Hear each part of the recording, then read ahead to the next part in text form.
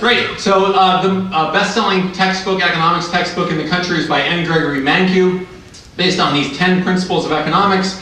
And here they are. I'm not going to read them for you. Just take my word for it that you need a PhD in economics to understand these.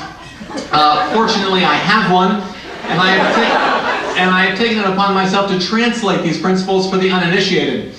Let's begin by separating them into the first 7 principles, which are microeconomics, and the last 3, which are macroeconomics. The difference, of course, being that microeconomists are people who are wrong about specific things,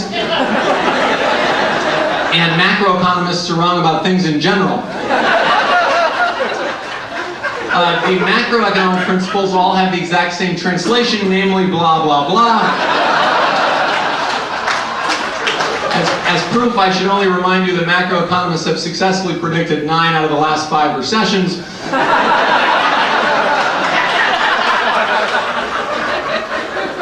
And as further proof, we can now go up 1 font size. As Einstein said, everything should be as simple as possible, if not simpler. Okay, back to microeconomics. The first one, people face trade-offs. Translation, choices are bad. Right, so this is a simple syllogism. Trade-offs are bad. Every time you have a choice, you have a trade-off. Therefore, choices are bad. If you don't understand that, look at principle 2. The cost of something is what you give up to get it. Translation, choices are really bad.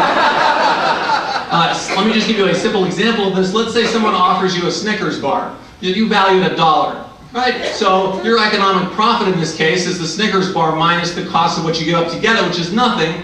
Your economic profit is $1.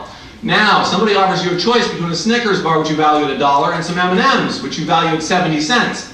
Now your economic profit is the $1 minus the 70 cents, only 30 cents. You begin to see why choices are bad. The worst possible situation, in fact, would be someone offering you a choice between a Snickers bar and an identical Snickers bar.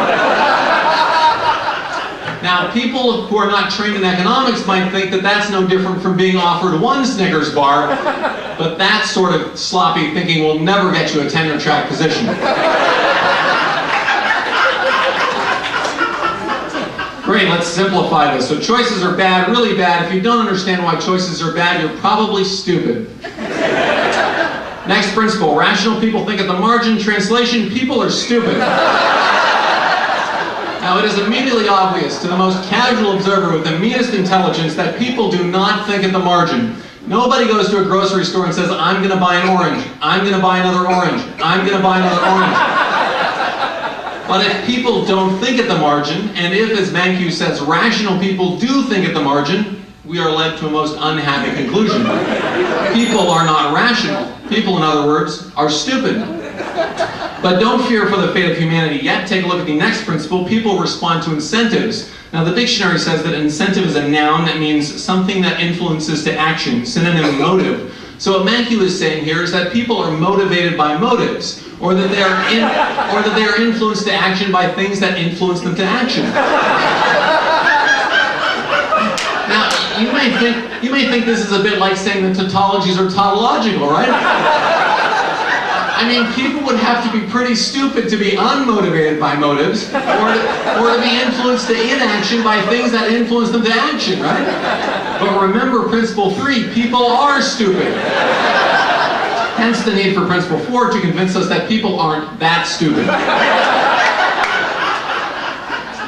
Great, so simplifying again, let's move on to free trade, our favorite topic. Principle 5, trade can make everyone better off. Translation, trade can make everyone worse off. I have a proof that will blow your mind of this fact. Here we go. Compare the following 2 statements. One is trade can make everyone better off. The other is trade will make everyone better off. If you had to choose between those, it's no contest, right? Claim number 2 is better. But Mankiw uses claim number 1. And there's only one explanation. Claim number 2 has to be wrong.